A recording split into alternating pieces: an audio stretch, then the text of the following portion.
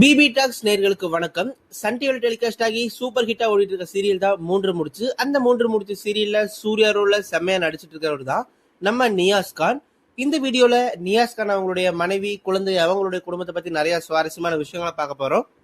உங்களுக்கு மூன்று முடிச்சு சீரியல்ல வர எந்த கதாபாத்திரம் ரொம்ப பிடிக்கும்? சூர்யாவா, நந்தினியா, இல்ல வேற ஏதாவது கதாபாத்திரமா அப்படிங்கறத மறக்காம கீழே இருக்கிற கமெண்ட் பாக்ஸ்ல அந்த கதாபாத்திரத்துடைய பெயரை பதிவு பண்ணுங்க.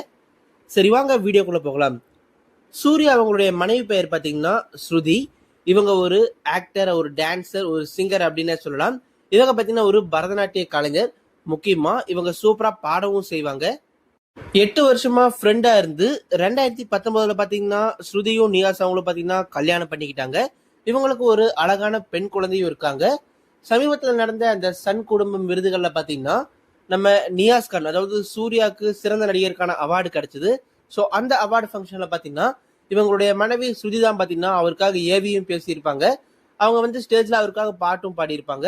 ஸோ அப்ப நம்ம நியாஸ் கான் பாத்தீங்கன்னா இவங்க தான் நான் ஒண்ணுமே இல்லாதப்போ என்ன லவ் பண்ணி கல்யாணம் பண்ணாங்க. ஸோ இப்போ நான் ஹீரோவா இருக்கேன் சீரியல் அப்படின்னா அது காரணமும் இவங்க தான். ஸோ என்னோட எல்லாமே இவங்க தான் அப்படின்னு சொல்லிட்டு அவங்களுடைய மனைவியை நம்ம நியாஸ் ரொம்ப பெருமையா பேசியிருந்தாரு. ஸ்ருதி அவர்களும் பாத்தீங்கன்னா அந்த ஏவியில சொல்லும் போது கிட்டத்தட்ட ரொம்ப வருஷங்களா இவருக்கு நடிக்கணும்னு சொல்லி ரொம்ப ஆசை. இவர் பாத்தீங்கன்னா நிறைய ஆடிஷன் போனாரு, ஆனா எல்லாமே ரிஜெக்ட் ஆயிட்டாரு. நான் இவரை ஒரு ஆடிஷன்ல தான் பார்த்தேன். ஸோ அப்ப எனக்கு இவரை பிடிச்சிருந்தது. முக்கியமா அவருக்கும் என்ன பிடிச்சிருந்தது. அப்பவே நாங்க ஃப்ரெண்டா இருந்தோம். கிட்டத்தட்ட 8 வருடங்களா ஃப்ரெண்டா இருந்தோம். அதுக்கப்புறம் ஒரு நாள் பாத்தீங்கன்னா திடீர்னு வந்து அவர் ப்ரப்போஸ் பண்ணிட்டாரு. நான் உன்னை கல்யாணம் பண்ணிக்கிறேன், எனக்கு ஆசையா இருக்கு அப்படிங்கிற மாதிரி சொன்னாரு. நானும் பாத்தீங்கன்னா யோசிச்சு ஓகேங்கிற மாதிரி சொல்லிட்டேன். அப்ப இவர் பாத்தீங்கன்னா ஆக்டிங்லாம் பண்ணவே இல்லை. அப்ப ஒரு கார் கம்பெனியில அசிஸ்டன்ட் மேனேஜரா ஒர்க் பண்ணிட்டு இருந்தாரு. ஸோ அப்ப இருந்தே எனக்கு இவரை ரொம்ப பிடிக்கும் அப்படிங்கிற மாதிரி சொல்லியிருந்தாங்க.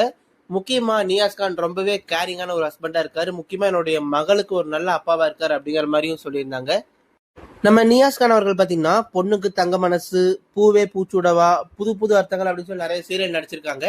ஆனா இவருக்கு ரொம்ப பிடிச்ச சீரியல் அப்படின்னா புது புது அர்த்தங்கள், அப்புறம் இந்த மூன்று முடிச்சு சீரியல் தான் சொல்லியிருந்தாரு. முக்கியமா புது புது அர்த்தங்கள் சீரியல்ல தேவயானி மேமோட நடிப்பு எனக்கு ரொம்பவே பிடிக்கும்.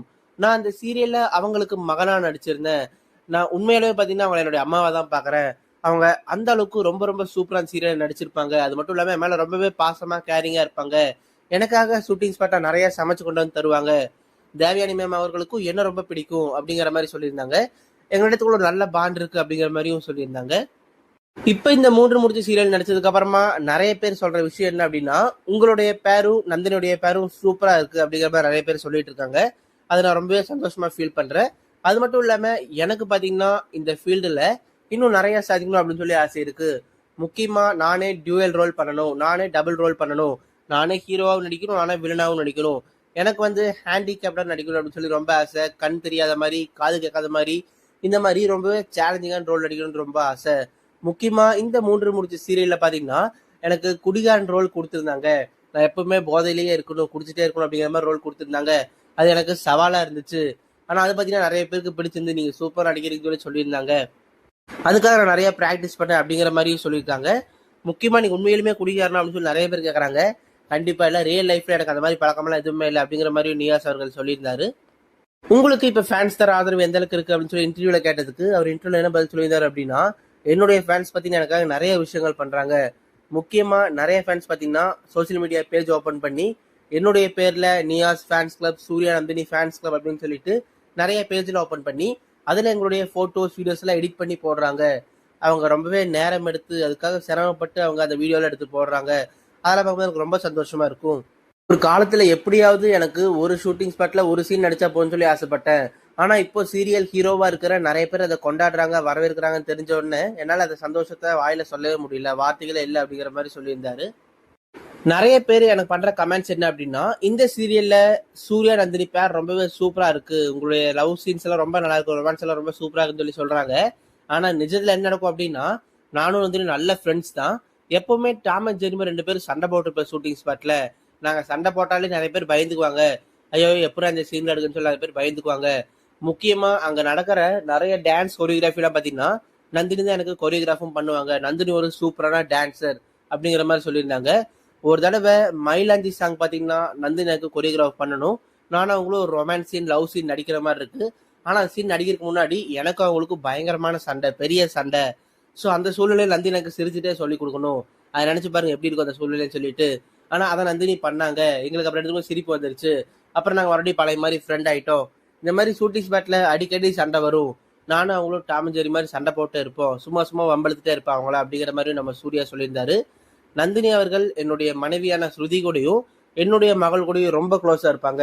என்னுடைய மனைவியும் நந்தினி அவர்களும் ரொம்ப க்ளோசஸ்ட் ஃப்ரெண்ட் அப்படிங்கிற மாதிரி சொல்லியிருந்தாங்க. சரி, நீங்க சொல்லுங்க. உங்களுக்கு நம்ம 3 முடிச்சு சீரியல்ல சூர்யாவுடைய நடிப்பு எந்த அளவுக்கு ரொம்ப பிடிச்சிருக்கு அப்படிங்கிற உங்களுடைய கருத்துக்களை மறக்காம கீழே இருக்கிற கமெண்ட் பாக்ஸ்ல பதிவு பண்ணுங்க. அது மட்டும் இல்லாம அடுத்ததா எந்த சீரியல் நடிகர் இல்ல நடிகையுடைய பயோகிராஃபி தெரிஞ்சுக்கணும்னு சொல்லி ஆசைப்படுறீங்களோ அந்த சீரியல் பெயரும் அந்த நடிகருடைய பெயரும் மறக்காம கீழே கமெண்ட்ல சொல்லுங்க.